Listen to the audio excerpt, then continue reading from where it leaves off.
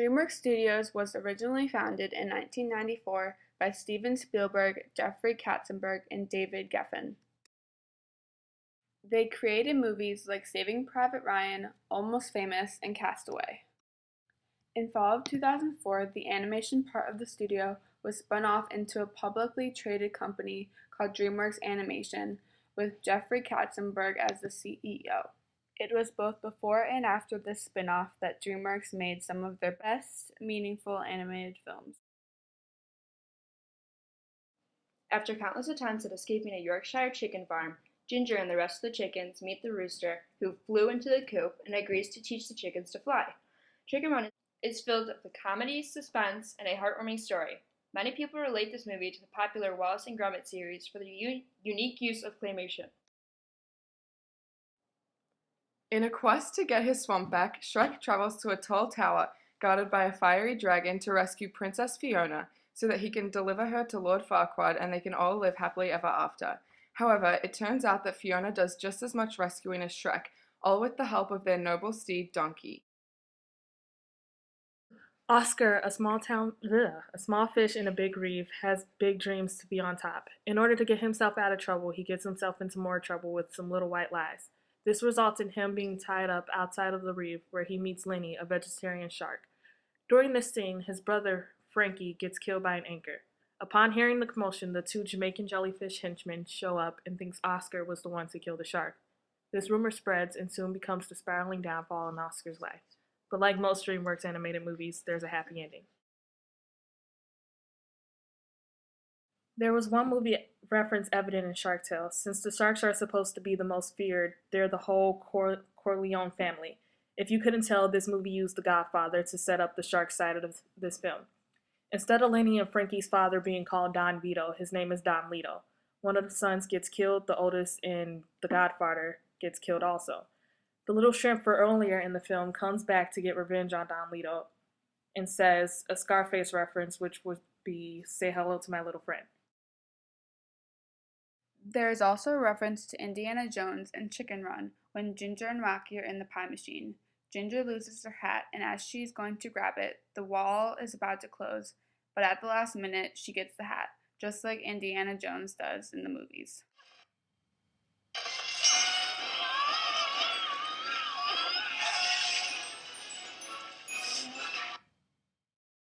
All three films use color contrast to highlight their stories and the characters in them. Although real movies are now able to change the colors of their sets after they are done, for as long as animation has been in color, it has utilized it to further the stories being told. The chickens in Chicken Run get their livelihood from their bright orange and red colors, especially when against the gray background of their terrifying farm. The contrast of light and dark connects with the good and bad of the characters, like in Shark Tale. All of the fish are made of vibrant colors, while the sharks in their home of the Titanic is dark. Last but not least, Shrek himself is the same color of his home that he loves so much. Fiona happens to wear a green dress too. They belong together just as much as they belong in the forest, because the contrast of Lord Farquaad's castle shows just how much they do not belong there. Clean and pristine versus dirty but comfortable. Most of DreamWorks movies have had a strong female role, which has been missing in a lot of films in the past. Before Brave with Merida and Frozen with Anna and Elsa came out, we had Ginger from Chicken Run, Angie from Shark Tale, and Fiona from Shrek.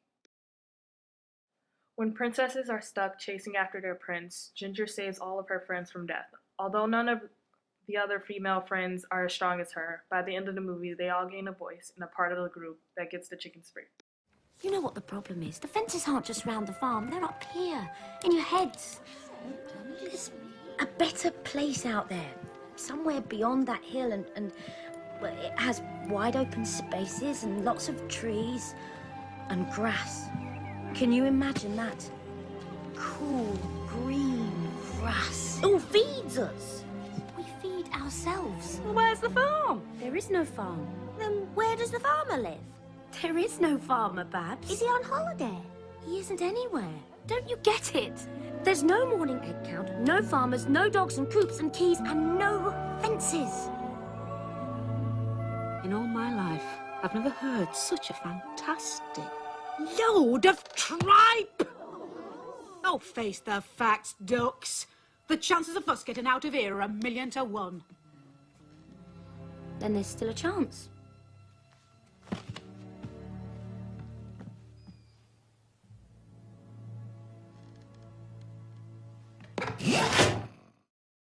We meet Fiona after she is saved by Shrek, but she really helps him out of the castle and for the rest of the journey. Her strength is part of the reason why Shrek falls in love with her and why she is able to survive in the castle all those years. You know, for me, Fiona's always been a warrior. You know, I've always seen her as that. She's been a warrior of love her whole, you know, through all of these films. What she's worked for, what she's fought for is the love that she has for herself and the love that she has for Shrek and her family and her friends. And so she's always been a warrior. It's just in a different tone for this film. And her responsibilities are a little bit more obvious as far as, you know, the resistance. But you know, she's always been a warrior to me, and that is part of her nature, and it has given her all of the things in her life that she values.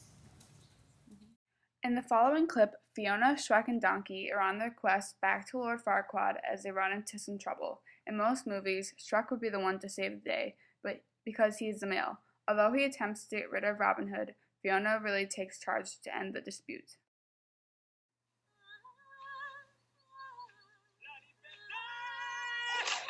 Princess! Wait, what are you doing? Be still, mon chéri, for I am your savior, and I am rescuing you from this green beast. Hey, that's my princess. Go find your own. Please, monster. Can't you see I'm a little busy here? Look, pal, I don't know who you think you are. Of course, how rude, Alana. Please let me introduce myself.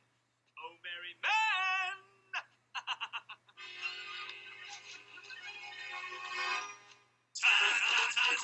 I steal from the rich and give to the needy. But I'm not greedy. I rescue pretty damsels. Man, I'm good. Take it down. I like an honest fight and a saucy little maid. What he's basically saying is he likes to get paid. Oh, and an ogre in the bush got the lady by the tush. That's bad. That's bad. When the beauty's with the beast, it makes me awfully mad. It's really mad. Now I'll take my blade and ram it through your heart. Keep your eyes on me, boys, cause I'm about to start.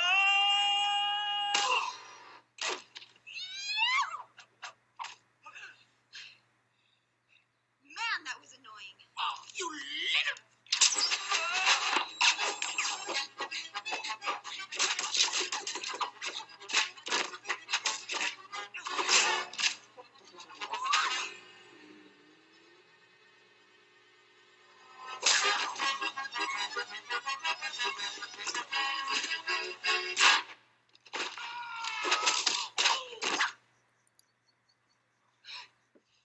We see Fiona's strength, but not only her disgust with Robin Hood assuming she needed help, but the way she takes the whole group out without even messing up her hair. After fighting several men, she is very nonchalant and carries on with her journey. While that scene also gave a nod to the scene from The Matrix where Trinity first kills the policeman, it also used some film techniques through the animation. Throughout the scene, there are many high and low angles that emphasize characters' roles. The scene also basically maintains the 180 rule to help make everything feel more realistic and less chaotic among all the short shots. For Shark Tale, Angie does her best to help Oscar through his journey up and down the reef. She is an intelligent voice of reason.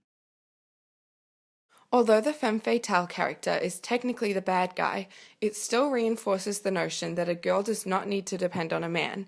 It teaches that females can get what they want and do what they want. With children watching these strong females, Dreamworks is helping create a whole new generation of young adults who understand equality. Previously, little girls were being taught by Pixar movies to depend on men to come and rescue them from bad situations. Now, however, girls are learning that they can save themselves and don't need men to help them. It makes the movies more than just entertaining, but also about important life lessons. With the same woman, Vicki Jensen, directing both Shrek and Shark Tale, Dreamworks also trailblazes with hiring female directors and showing girls that they can be whatever they want to be. Pixar animation does the opposite of creating strong female roles by having males being the lead like Buzz and Woody and leaving females as the damsels in distress. With the direction that film has gone, both commercially and content-wise, it makes sense to compare Dreamworks with their top competitor Pixar because their films are both very similar and different. Pixar was founded in 1986 and can be traced back to the Industrial Light and Magic, which was founded by George Lucas. Steve Jobs is a co-founder of Pixar. Like Dreamworks, Pixar's parent is Disney. Pixar's largest competitor by far is Dreamworks Animation, which entered the scene in 1998's Ants and hit box office gold with 2001's Shrek. In fact, Dreamworks is now the all-time box office champion when it comes to CGI features, collecting over $6.4 billion in worldwide grosses. DreamWorks uses both VFX and CFX. Looking on the DreamWorks animation application page, there are requirements for becoming an FX employee. Their employees need to have a degree in visual effects, computer animation, or computer science. But computer graphics is mostly looked at. This is also needed to become a CFX employee.